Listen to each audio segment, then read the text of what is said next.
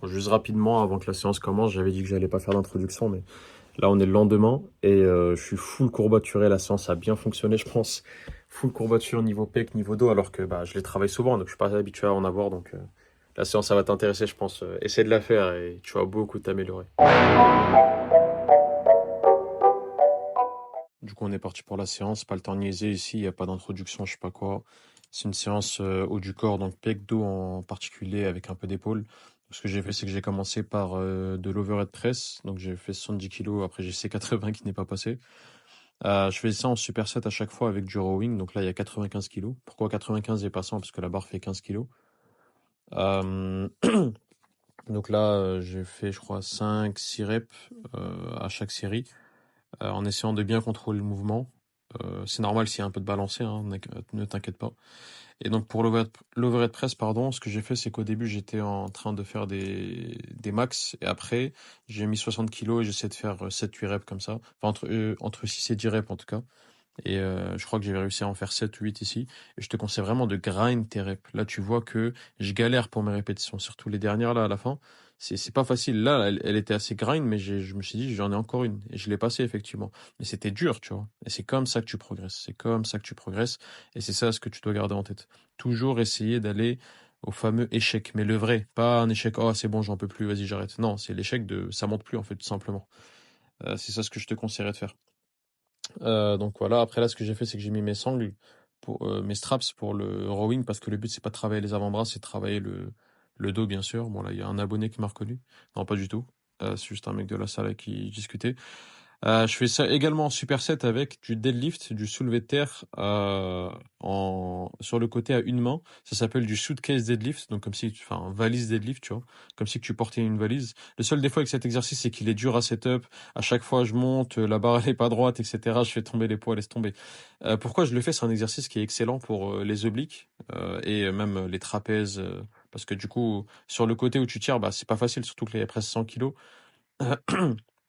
Voilà quoi, ça travaille, même ça travaille le grip quand tu le fais sans ce que je fais ici. Mais le seul défaut, c'est qu'il est vraiment dur à setup cet exercice. Mais bon, c'est un truc que tu peux garder en tête. Je te conseille pas nécessairement de le faire, surtout si t'es débutant, mais voilà, tu peux éventuellement penser à le faire un de ces quatre. Après ça, je suis passé, donc j'ai fait ce superset là, je faisais ces trois exercices d'affilée et à chaque fois, en fait, je faisais même quatre exercices parce que je faisais des tractions en plus. Je faisais 5 tractions à chaque fois entre les séries. Entre guillemets, c'est une sorte de repos actif. Après ça, je suis passé au développé couché, enfin développé couché, à la machine PEC que je fais comme ça en unilatéral. Je t'ai montré une série là, il y a 4 plaques, je crois, de chaque côté. On les voit pas, mais tu les verras dans la série d'après.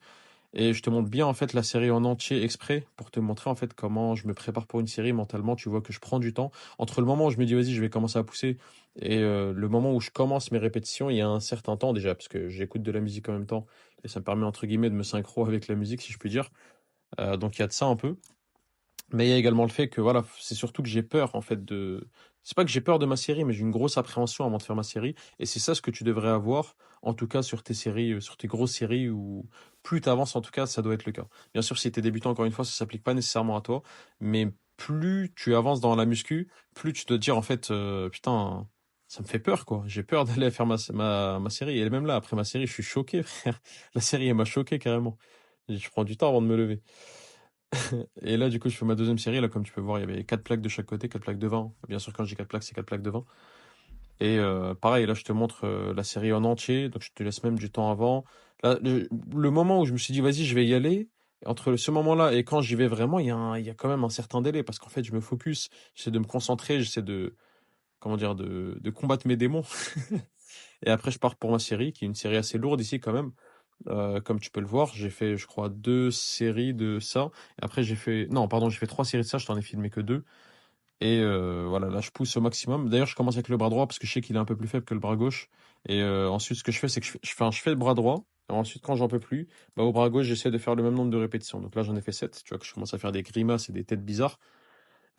Et du coup, ouais, je passe après à la main gauche. J'ai fait 3 séries comme ça. J'en ai même fait une où j'ai rajouté 10 kilos après, de chaque côté, où j'ai fait que 3 reps, un truc comme ça. Donc c'est pas mal. Je suis content de la force que j'arrive à développer là-dessus. Pourquoi je fais plus de développé couché ou je l'en fais moins? Parce qu'en fait, j'ai trop de bas de pec ou milieu de pec. Là, mon but, c'est de développer plus le milieu, voire le haut de pec. Et bah, cet exercice, c'est super pour ça. Je trouve qu'il me permet vraiment voilà, de travailler le pec dans son entièreté. Et il est vraiment super. Là, je te montre encore une fois une série complète où je te montre ma galère et comment tu devrais pousser tes séries en fait si tu veux vraiment progresser. Encore une fois, plus tu avances dans la muscu, plus c'est important de faire ça. Sinon, en fait, à un moment, bah, tu progresses plus tout simplement. Et là, du coup, à la fin de de la série, tu vois bien mon désespoir dans les yeux. J'ai envie de pleurer, je suis pas bien. En vrai, je dis je suis pas bien, mais je kiffe ça en vrai. Je kiffe ça de fou. Je kiffe cet entraînement et ça me fait du bien. Je sens que ça travaille, tu vois. Là, ce que tu vois, c'est en fait, j'ai acheté un truc pour travailler le cou. Comment expliquer ça? C'est un neck harness. Je sais plus comment on dit ça. Et en gros, bah, c'est la première fois que je l'achète. Là, j'ai essayé. Bon, du coup, faut enlever ses lunettes et même les AirPods. Et du coup, j'ai essayé vite fait avec un poids de 10. En vrai, c'est cool, hein. Je sentais un peu l'arrière de mon cou. Euh, bon, j'avais un peu chaud, je tenais la chaîne et tout, mais bon. En vrai, je pense que je vais m'habituer. Ça devrait passer tout seul. Donc, je t'en parlerai une prochaine fois de l'entraînement cou, si tu veux. Mais voilà. Pour finir au niveau des pecs, ce que j'ai fait, c'est comment on appelle ça déjà? Du pec deck. J'ai fait du pec deck en unilatéral. Je trouve qu'il est mieux en unilatéral. D'ailleurs, mes biceps ils ressortent de ouf. On dirait ils vont se péter, ça me termine. Vraiment, je trouve qu'il est mieux comme ça en unilatéral. Je sens beaucoup mieux les pecs et surtout, ce que j'essaie, c'est de dépasser le milieu. Comment dire? Tu sais, si tu le fais à deux mains, bah, tu t'arrêtes au milieu, devant tes pecs. Mais là, ce qui est bien en le faisant à une main, c'est que je peux me concentrer sur le fait de dépasser la ligne du milieu et bien contracter mon pec, tu vois. Et vraiment, comme ça, je le sens de fou. Je trouve que c'est vraiment, vraiment, vraiment beaucoup mieux que de le faire en unilatéral. D'ailleurs, c'est aussi la raison de pourquoi je le fais en unilatéral pour l'exercice d'avant. C'est la même raison, tu vois. C'est vraiment que je trouve que ça travaille mieux, je peux plus focus et surtout quand les poids sont élevés, bah, en fait, c'est dur, tu vois, de comment dire, de bien ressentir les muscles, surtout quand tu travailles les deux côtés à la fois. Donc voilà, là, je t'ai pareil montré une série complète, comme ça tu vois bien comment je travaille en fait quand je fais mes séries. Et je me répète peut-être un peu, mais c'est comme ça que je te conseille de t'entraîner. Vraiment, va chercher l'échec, essaie de... Vraiment, il faut que ça fasse mal, tu vois. Je sais pas si ça se voit à ma tête, mais je suis pas bien. Genre vraiment, c'est dur. Bon, là, ça se voit un peu plus, je pense. Et d'ailleurs, je mets la main sur le pec qui travaille comme ça, je le sens mieux. C'est juste, je sais pas si ça marche ou pas, mais moi je le sens mieux comme ça, donc je continue de le faire. Et là, on voit mon tendon du pec qui ressort depuis le côté du débardeur, ça me termine. Et bah, pour ces derniers exercices, c'est que j'ai fait ça en superset avec du lat, enfin du pullover. Je l'ai fait à la machine ici parce que, je sais pas, la machine était juste à côté, elle était libre, donc c'était cool. Je l'ai mis en... Là, il n'y avait pas trop lourd, donc j'aurais préféré le mettre en lourd. D'ailleurs, ici, tu vois, il propose de mettre tes coudes sur les sortes de coudières, là, enfin, des accoudoirs. Je préfère perso le faire en tenant le haut de la machine. Je sais pas si t'as une machine comme ça dans ta salle, mais vraiment, c'est une super machine. Depuis que je fais ça, vraiment, mon dos est beaucoup plus ressorti, surtout de l'avant, tu vois, ce qui ressort là, tu vois, au côté du débardeur, bah ça vraiment c'est dû beaucoup, je pense, à cet exercice-là, en plus bien sûr des tractions et tout le reste. Et je le fais vraiment, bah comme tu vois, j'essaie de contrôler les reps, j'essaie d'aller vraiment même quand jusqu'à que j'en peux plus. Là, j'ai vu que je commençais à faire le bouffon, du coup j'ai commencé à forcer comme un fou. Et voilà, j'ai fait, je crois, deux ou trois séries de chaque et je me suis arrêté avec ça. Et je te fais un petit posing à la fin, posing entre guillemets, hein, je sais pas bien posé. Mais voilà, c'est ça à peu près mon physique actuellement. Après, donc j'ai fait une pause de la sèche. J'avais repris 2-3 kilos en, je sais pas, en une, deux, 3 semaines parce que j'avais fait un peu une pause. Et puis voilà, là les pecs, je les sentais, ils étaient en feu. Même si ça se voit pas trop parce que j'ai un point faible au pec personnellement et justement je travaille là-dessus. J'essaie de travailler sur le fait d'améliorer le haut du pec et ça va venir petit à petit. Avec ça, le dos, bon, ça, c'est le point fort ultime hein, pour moi. Regarde comment ça ressort, c'est une dinguerie, on dirait Toji carrément. Et ouais, là, clairement, il n'y a rien à dire sur le dos, hein. Je suis assez sec au niveau du dos, pas mal musclé. Là, j'avais pas trop d'espace pour bien poser. D'ailleurs, il y avait des gens à côté et tout. Bon, bien sûr, c'est pas ma salle, donc je vais pas les empêcher de faire leur vie. Mais voilà, vraiment content du physique. Je continue de progresser, les pecs continuent à s'améliorer. Je continue à perdre du gras petit à petit. Et ça fait plaisir. D'ailleurs, un mec là, il m'a demandé est-ce que je peux passer. Mais bien sûr, passe. Il n'y a même pas à demander. Il faut que tu passes. C'est pas ma salle, tu vois. Mais bon, ça reste gentil de sa part. Donc voilà, le physique continue de s'améliorer. Les biceps que j'ai même pas trop travaillé aujourd'hui qui ressortent bien, ça fait plaisir. Bon, sorti de la salle, bonne séance en vrai. Pec dos avec un peu d'épaule. C'était pas une séance très longue, j'ai pas fait 20 000 exos, mais franchement, je l'ai bien aimé la séance. Surtout à la fin pour les pecs là. De toute façon, je te l'expliquerai dans le voice-over. Enfin, je te l'aurais expliqué dans le voice-over hein, parce que je n'ai pas encore fait. Mais voilà. Là, ce que je kiffe maintenant, c'est qu'avec l'application avec laquelle je filme, enfin, avec laquelle je monte mes vidéos, il y a moyen d'enlever les sons ambiants. Donc là, techniquement, t'entends pas trop les voitures. Si je t'enlève le truc, t'entends là les voitures. Donc je te le mets, c'est mieux. Je sais pas si je te ferai faire un petit test à un moment. Bref. Donc voilà, franchement, bonne séance que tu peux répliquer d'ailleurs, hein. Bon, à part les soulevés de terre à une main sur le côté, ça s'appelle les suitcase deadlift. Donc soulevés de terre à une main, genre comme si que tu portais une valise à côté. C'est comme là, je suis en train de porter ce sac là, tu vois. Imagine, bah, au lieu que ça soit un sac, ça soit une barre de soulevé de terre, tout simplement. Donc voilà, là, ouais, la séance, elle peut être répliquée. Est-ce que j'ai autre chose à dire? Qu'est-ce que j'ai appris de cette séance? Qu'est-ce que j'ai appris de cette séance? Bah, que je kiffe taffer les pecs. Ça, en vrai, je le savais moins avant. À part, enfin, ce que je kiffais le plus, c'était faire du développé couché et tout. Mais en fait, je kiffe taffer les pecs de base. Genre, je sais pas pourquoi, mais la sensation quand je taffe les pecs, surtout sur la machine là, la machine à une main, franchement, c'est trop stylé. Même quand j'ai fait le pec deck, mais à une main, en unilatéral, c'est trop stylé. Genre là, je sais pas, la sensation, elle est trop bien. Il y a des gens, il y a des mèmes sur internet où il y a des gars, ils disent, ouais, surtout le dernier exercice que j'ai fait pour les pecs, ça permet de m'entraîner si jamais je dois faire un hug à quelqu'un, c'est-à-dire faire un câlin à quelqu'un. En gros, Zama, c'est quand quelqu'un il a perdu sa meuf, il dit ça. Je trouvais ça drôle. Mais bon, là, je vais marcher là jusqu'à la maison. Il y a 7900 pas. Je suis à 7900 pas. Et mon but, c'est 10 000 pour la journée. Du coup, j'en ai que 2000 à faire, un peu plus. Alors que jusqu'à chez moi, il y a plus de 4000 pas. Donc, ce que je vais faire, c'est que je vais marcher la moitié du chemin à peu près. Après, je vais voir s'il y a un bus qui passe, je le prends. Après, si je dépasse, à la fin, je fais 12 000 13 000. Bon, c'est pas la fin du monde.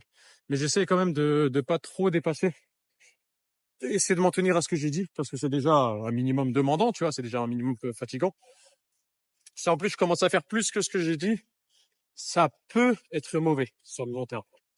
Donc voilà, je me donne des objectifs, je les atteins, c'est déjà très bien. Et puis voilà, vas-y. On se retrouve sûrement demain pour une séance bras et encore un peu d'épaule, mais pas du développé militaire. Du coup, ça sera que de l'isolation.